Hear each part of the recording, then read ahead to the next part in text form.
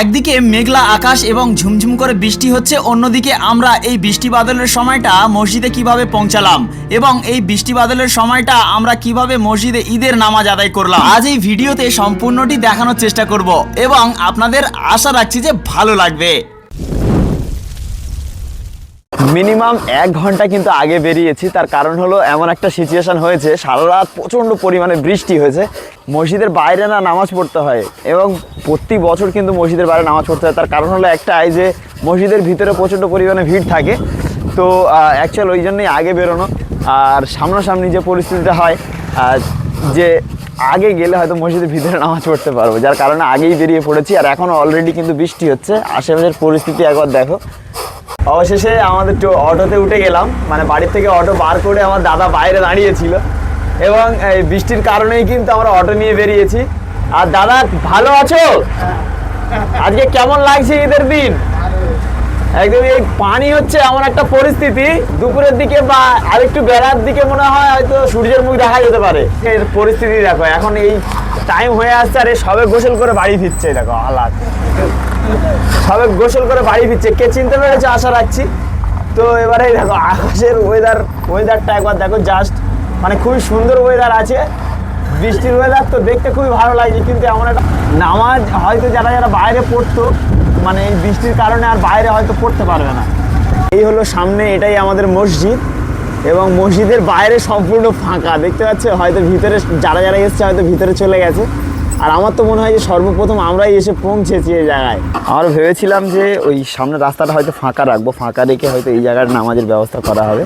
এটা হলো আমাদের ঈদগাহের মাঠ, কিন্তু ঈদগাহের মাঠ সম্পূর্ণ ভিজে গেছে, যা পরিস্থিতি হয়েছে দেখো, দেখতে পাচ্ছ সম্পূর্ণ মাঠ কিন্তু ভিজে গেছে, যার কারণে আর এই জায়গায় নামাজের কোনো ব্যবস্থাপনা করা হলো না। বা ঠিকঠাকভাবে সেই টাইম অনুযায়ী যে সাজিয়ে গুছিয়ে রাখা হবে, সেই সাজানোর মতো সময় হয়তো কেউ পায়নি।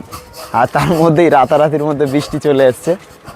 তারপরে এই সামনের এতটুকু, মানে প্রতি বছর যেরকমভাবে গোছানো হয় বা প্রতি বছর যেমনভাবে সাজানো হয়, সামনেরটুকু গোছানো হয়েছে এই অল্প আড্ডা।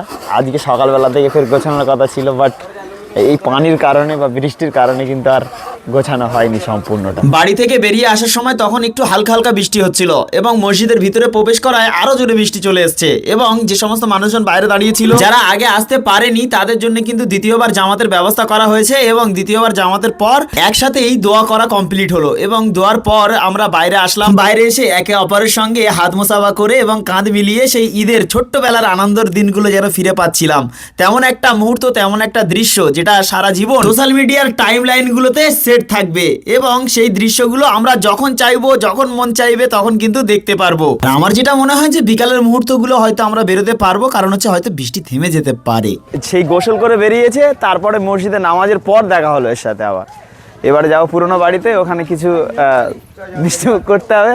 মানে আমাদের পুরোনো বাড়িটা একটু ভিতরে সাইডে, যেখানে আগে বাড়ি ছিল আমাদের, তো সেখানেই এখন যেতে হবে। আর সেখান থেকে কিছু মিষ্টিমুখ করে তারপর আবার নিজের বাড়ি ফিরবো। টিপ টিপ করে জোরের বৃষ্টি পড়তে আছে কন্টিনিউটি।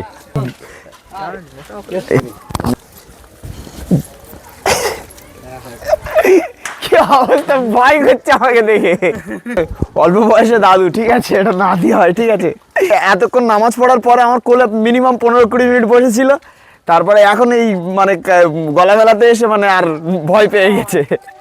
কি হচ্ছে তো কি হচ্ছে। এখানে আছে ঝোল সিমুই, ঠিক আছে, আর এখানে আছে মানে শুকনো, এটা শুকনো সিমুই আছে, এটাও শুকনো সিমুই দিয়েছে। কারণ হচ্ছে আমরা অনেকেই আছি, প্রায় 3-4 জন, আমার দাদাও পারে আছে, জাহির এখানে আছে, আরও 3-4 জন যে ভিডিও করছে সেও এখানে আছে। বাট এইটা এখন খেয়ে টেস্ট করা হবে। আর চলো বিসমিল্লাহ বলে শুরু করি। যাই নাও বিসমিল্লাহ। মামা নাও। গাড়িটাই পিছনে রেখে দিয়েছি, এবার রেখে দিয়ে আর বন্ধুর বাড়ি, এর বাড়ি না গেলে আমার বাড়িও যাবে না, এমন একটা সিচুয়েশন হয়েছে। দেখো এত জোরে বৃষ্টি হচ্ছে, ভেবেছিলাম যে যাবো না, তারপরেও ডেকে ডেকে এই অবস্থা। তো জাহিরের বাড়ি এখন আছি। আর এটা হচ্ছে মানে কি, এটা ঝুড়ি সিমাই, ঠিক আছে। ও ঢিলা ঢালা করে না, সবসময় এরকম এটাই হয় প্রতি বছর, ঠিক আছে। চলো বিসমিল্লাহ। জায়গা রাখতে হবে না, আমার বাড়িতে খেতে হবে। নামাজের জন্য আলাদাভাবে কিন্তু আমি পাঞ্জাবি কাটিয়েছিলাম এবং প্রতিটা বছর 2টো করে কাটানো হয়, এবছর একটা হয়েছে যেহেতু, আর একটাই কাটিয়েছি আমি ইচ্ছাকৃতভাবে। এবার আমার জামা এবং প্যান্ট লাগবে, যার কারণে এবার এখান থেকে বেছে নিতে হবে যে প্যান্ট আমার লাগবে, যে শার্ট আমার লাগবে, আছে শার্ট নেবো না গেঞ্জি নেবো, কি মনে হয়?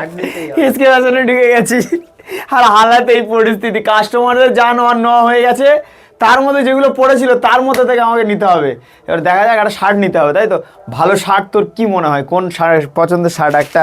এখান থেকে সব তো আমার পছন্দের, তার মধ্যে থেকে তার মধ্যে থেকেও ফের পছন্দ করে নিতে হবে। তো চলো এখান থেকে। আর দেখানোর মতো কোনো ইচ্ছা নেই, তার কারণ হলো পরবর্তী ভিডিওতে তাহলে কি দেখবে। আজকে এই ভিডিওটি এখানেই শেষ করলাম, দেখা হচ্ছে নেক্সট টাইম, নেক্সট একটা নতুন ভিডিওতে। নেক্সট টাইম বলতে আজকেই ফের নতুন ভিডিও আপলোড দেবো ইনশাআল্লাহ।